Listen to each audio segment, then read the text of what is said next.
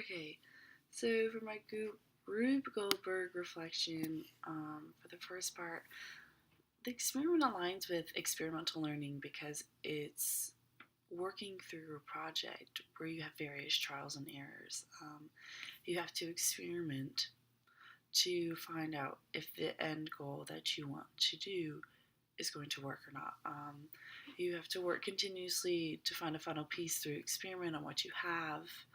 Um, the question that was asked is, can one develop something of pure creativity to then create an obstacle to complete a task, which is what I was following while I was creating my Rube Goldberg. And while working on that, I was trying to figure out the answer to a question one might ask. Is about all different strategies that should be used, and you can like brainstorm ideas through YouTube, looking at videos at other Rube Goldbergs, where you can see really complex ones that like professional engineers have created, or you can look at ones that 12-year-old kids who are STEM students have created. So there are different levels that you can see from that. You can see ideas from Pinterest, or just like pure 100% creativity from your own mind. Um, and then for my Rube Goldberg, there wasn't much data that was collected. It was more regarding on the trial and error aspect. So more as if, does this work when I do this? Is it better if I do that? Um, just figuring out what works best to complete the goal that I want to complete. Um, the thinking was made visible through the task that was created. It showed the chain reaction of various objects that can lead to the final goal. And this can align with the 5 principles of learning because it reaches all 5 goals. It's intentional because the students need to create a goal for what they want to complete. Um, for their machine, it's authentic because you want to bring so much complexity to the table and figuring out how long it's going to be, what materials you need. When you're figuring out how long, oh, I just said that. Sorry, I'm reading something I wrote out.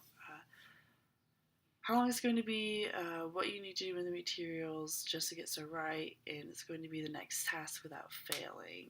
And it's cooperative because you need to work in a group for ideas to blossom on how you can make this the best it can be for bouncing ideas. It's so much better to work in a group because if one thing doesn't work for you, someone else may have an idea that works better, and then putting those two together can create something even more spectacular. Um, and that also brings more creative and crafty ideas from everyone. It's constructive because the end process you need to think about, did you complete the goal you needed to complete? If you did not, what went wrong? What can you do next time to make that better? What data were you able to collect if that's something that wasn't your intentional goal or something that the teacher wants the student to do? And what can you do next time to be even more successful? Would it be harder to work alone? And just all these questions is very reflective. And what is for the active is that you can constantly have to work through and run around a reset of everything if it fell down, but you need to be creative too. Um, and for the other questions regarding how you can use this as an educational tool is students can use this as something that if a teacher says, hey, find something that you want to create a message about. So for mine, it was about personal hygiene. And at first it just ended up as a joke, but then we decided, like I had people doing arm wrestling in my Rube Goldberg, and we made a joke about brushing teeth, and we just made that the overall theme of personal hygiene.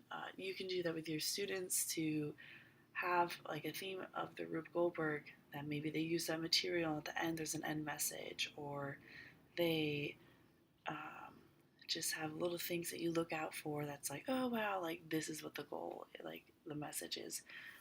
This is something you can use to see the student's creativity level, their ability to work with others. This is something that you can just see like how they work with tasks like this, and this can help the students with learning how to edit videos because it's a simple, like you don't have much to edit. So while you're introducing this to students, this is like a good way to simply introduce how to edit videos because you want like the one full connection video, like one shot. So you don't really need to edit your video unless you need to do a little trimming in the beginning, or like by adding your title and your credit page. So doing that in like the simple way, like if you wanted you to add music to the video, it's really best for students like that. Just a simple introduction to video editing, instead of something more complex. Say if you're doing like a music video and you did a bunch of different shots and angles and you need to edit all that finely and match up like the words of what you're saying, like that would be more complex. But this is a good way to simply start off introducing it. Teachers can use this tool, just as I kind of mentioned before, talking about how students can use the tool. Teachers can use this to test the ability of their student, and how they can become stronger in, well, I guess they test if they do have any prior knowledge on video editing skills, but also just to test like how creative they can get and how willing they are to go. And this is like a fun project for students where they won't be necessarily thought as like homework. It does get frustrating when you're trying to figure it out, but the end goal is so rewarding that the students will be well worth it. And it's a creative aspect. It's not like you're working on a sheet of paper with a bunch of math problems on it or answering complex problems. Like there is a complex overall task that you're trying to complete, but it's in a way that it's not necessarily seen as learning. It's more of like a fun activity, so like kids will have more fun with that. Um, and this like just helps the teachers think about how students problem solve, because like you're trying to figure out the problem, like how can I get this balloon to pop, or how can I drop the pen in the cup, how can I spill the water, like water the plant. So this really like it tests the ability for the students to solve problems in a way that is more open and allows the students to really dive in and see how like they would do it instead of like doing it on paper. You get to physically see those hands-on students do it. Um, for the students who are visual, you get to see them do that. It's a little more, I think it would be a little more difficult for students who are very like